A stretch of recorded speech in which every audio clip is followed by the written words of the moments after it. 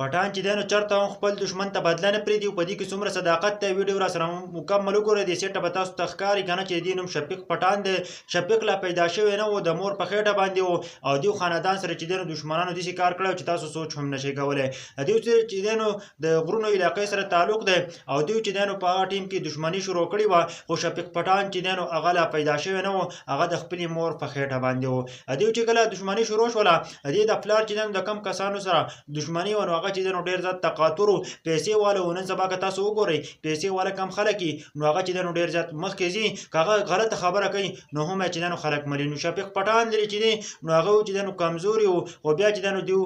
چې دی نو هغه دښمني چې دی نو کوله. دوی چې دی نو خپله علاقه کې دښمني وه، خو شفیق پټان چې پلار چې دی نو دښمنانو ویشتو، هغه یې د دنیا نه رخصت شو. د شفیق پټان چې دی نو څلور خویندې وي، دوه خویندې چې دی نو هغه یې په هغه کور کې ولا ختمې کړلې او دوه خویندې چې دی نو هغه یې بوتلې دښمنانو خپل د تره زامنو ته چې دی نو هغه ته یې نکاح کړلې. چې کله یې دې ته نکاح کړلې 23 کاله مخکې چې دی نو شفیق پټان خو چې دی نو پیدا شوی او چې کله دې مور چې دی نو عدالت ته ځي او چې کله عدالت ته ځي په عدالت کې چې دی نو د خپل دښمنان ویني نو هغه مور یې ولګي او په دغو دښمنانو باندې چې دی نو په هغه باندې فایرینګ وکړي، په عدالت کې فایرینګ وکړي. چې کله مور ته پته ولګي چې دی خو چې دی نو زه بالکل مقابله نشم کولی، زما په دې خېټه چې کوم ماشوم دی زما چې دی نو که زوی زما پیدا شو زه به چې دی نو خوش قسمته یم، او که چېرته چې دی نو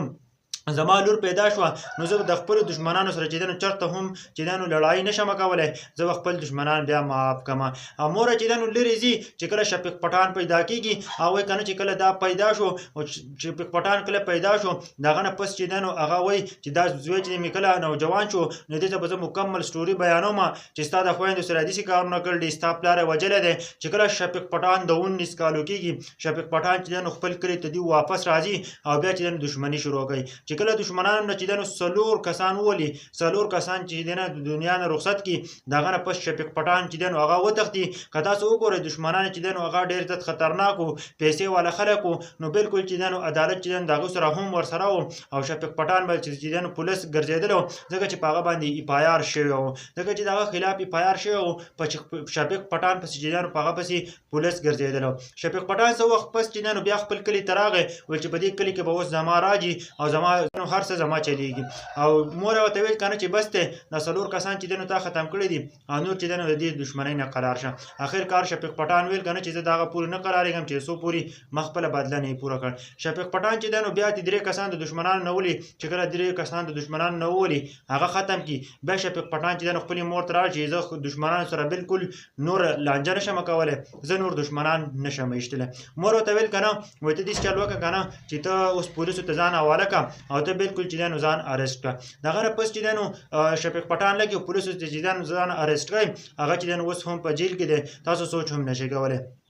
دې خبرې نه موږ ته پته ولګېده چې پښتون چېرته هم چې دی نو هغه خپله بدله نه پرېږدي. هغه که تاسو سوچ وکئ پښتون چې دی نو هغه یو پیر چې دی نو دښمني چې دی نو شروع کړي او بیا تر هغه پورې چې دی نو نه ختموي چې د څو پوره چې دی نو دښمن نه یې ختم کړی. شفیق پټان چې دی نو هغه لا پیدا شوی نه و، چې کله پیدا شو د 19 کاله شو، مور ورته چې دی نو حقیقت بیان کړو، هغه ډایرکټ چې دی نو تومانچه او ټوپک رااخلي په خپل دښمن پسې ګرځي. د پټان مثال هم چې دی نو د تور مار دی، چې کله چې دی نو په دې خپل دښمن پسې ځي چې د څو پوره چې دی نو هغه یې خوړلی نه وي، هغه چې دی نو ټک نه وي ورکړی تر هغه پورې چې دی نو هغه پټان نه قلارېږي. او دا نن موږ ولیدله په دې کې څومره صداقت دی. پټان د بیسټ کمیونټي اف د ورلډ، په دوستۍ کې به دوستي مني او په دښمنۍ کې به چې دی نو دښمني مني، چې د څو پورې چې دی نو ځان نه یې ختم کړی او یا چې دی نو خپل دښمن نه یې ختم کړی، تر هغه پورې چې دی نو هغه خپل برپور کوشش کوي او برپور چې دی نو لګیا وي چې زه به خپل دښمن له چې دی نو څنګه شکست ورکوم او په کومه طریقه به چې دی نو زه خپل دښمن هراوم، یا چې دی نو خپل ځان نه یې ختم کړی او یا چې دی نو دښمن نه یې ختم کړی، نو هغه پورې چې دی نو پښتانه لګیا وي. ملګرو دا واقعه راغله، اوس په ډېر خلک وایي که نه